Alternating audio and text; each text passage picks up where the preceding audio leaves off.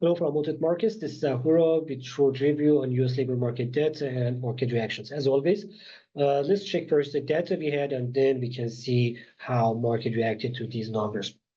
We had newly created jobs in November by 227,000, as you can see here. It's much more than 202,000 expectation. I have to mention that the previous week's number also revised up from 12K to 36K, which is normal. We know that the previous months, because of the streaks and because of the storms that we had a very weak numbers in the labor market data. At the same time, we should mention that unemployment rate was unchanged at 4.1% in October, which in this month increased to 4.2% as market was expecting. So 227,000 newly created job, but unemployment rate increased to 4.2%. At the same time, the average earnings increased by 0.4% in November, repeated the same number of October. In the monthly scale and in the annual scale also, 4% average earnings repeated exactly the same number of October. For both of them, market was expecting to see 0.3% and 3.9% as average earnings in the monthly and annual scales.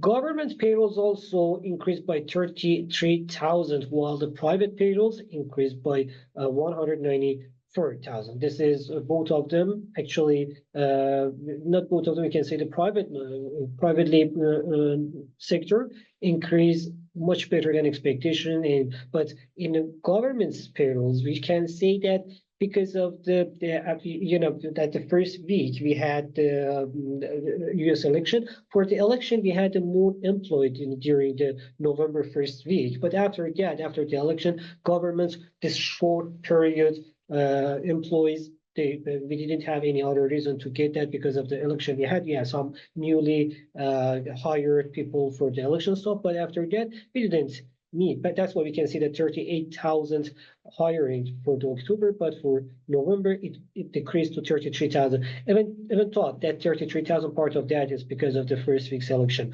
But after that, we didn't have this hiring. That's why the government sector had a little bit weaker performance compared to the private sector. Generally, the labor data we can say that the labor data generally is positive.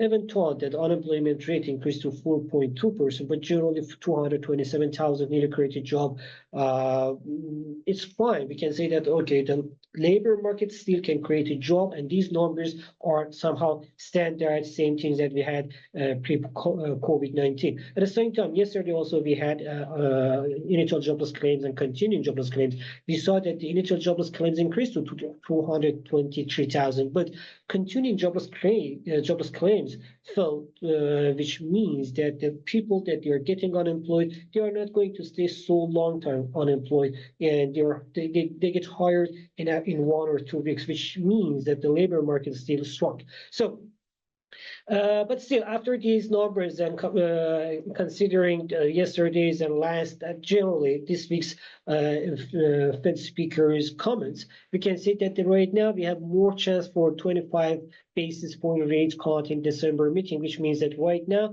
we can count almost 84% for 25 basis point rate cut, while holding the current rate still has a chance by 16%. But generally, that didn't change. Actually, we didn't have big changes here because anyhow, the rate cut, 25 basis point rate cut, had always more than 60% chance, which means even not more than 50%, it had more than 60% chance. And that was what the Fed speakers also were talking about that in the previous weeks, which is so.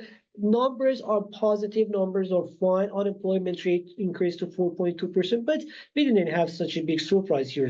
That's why, even if you look at the market reaction, let's check the market reaction. The market reaction even thought, okay, here, even thought the market reaction as US dollar index, for example, even if it fall like at the first reaction, but you can see they're increasing here because the market thinks that, okay, we didn't have such a big deal here. The numbers are still showing that the labor market is strong. Even thought if we had a 25 basis point, if we will have the 25 basis point in rate cut in December meeting, which is that expected, which is really expected to see that, but still, even thought that, but with these numbers, we can say that the labor market is still strong. 0.4% average earnings means that the government and the central bank will have very hard challenges to bring the inflation down. When you have a more income, it means that the demand can increase. When the demand increases, which means that inflation will have will face so much more challenges to slow it down. So that means that even thought if we have a 25 basis point rate cut in December meeting, 2025 will be. We should be more cautious about what we can expect from the Federal Reserve in 2025. That's why we can see that the US dollar again increase after first reactions fall. So we can expect the US dollar get a little bit more pressures, but that pressure cannot go so long. Especially if you add that in general, we have too much geopolitical tensions around the world, which all of them usually increase the US dollar demand. So these numbers can put a little bit pressure in the stock in US dollar, but not something that we can say, okay, it's gonna be the pressure on US dollar. So US dollar still can hold its gains, maybe a little bit lower than these levels, but still even 104, 105, it's very high expectations for US dollar. On the stock market front, the first reaction of stock markets was positive. Generally, the positive reaction of the stock market for anything in December is expected. Generally, the December more than 80% times since 2000, we had a December positive. December as a positive month always. So still, we can expect that the December again, this December also market can close higher. Even thought these numbers also can somehow support the stock market, say that, okay, look, now there is a more chance for the rate cut, so you'll have another rate cut in December, which is usually positive for the stock market. So these numbers cannot change the overall expectation of the stock market's a slow upturn performance that we had for December. It can still confirm that. So continuing slow uptrend in December with these numbers for both stock for all main indices, including S&P 500, including NASDAQ or Dow Jones. So generally about the stock markets, we are positive. Slow uptrend can continue. About the US dollar, they haven't thought a little bit can be under pressure, but can still increase. On the gold front, we can say that with the expectations that we have for the US dollar in December condition, the gold also it has still the chance to recover from these levels and continuous side movement with uptrend tendency generally. So we are positive about the stock market. We are somehow positive, slightly positive about the gold, but we are not so much positive about the US dollar index. But on the pressure on the stock on the dollar index also, we are not so much offended on that to say, okay, we're going to have too much pressure on the US dollar. No, US dollar index can slightly decrease, but it cannot be like a fall. So 105.20 and 106, something between 105.20 and 106 is expected for the next side movement for US dollar index.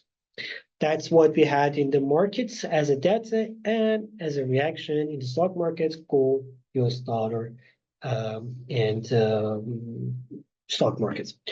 Hope it was helpful for you. If you had any other question, do not hesitate to write in the comment section. I will try to get back to you as soon as I can. Have a good time. Bye-bye.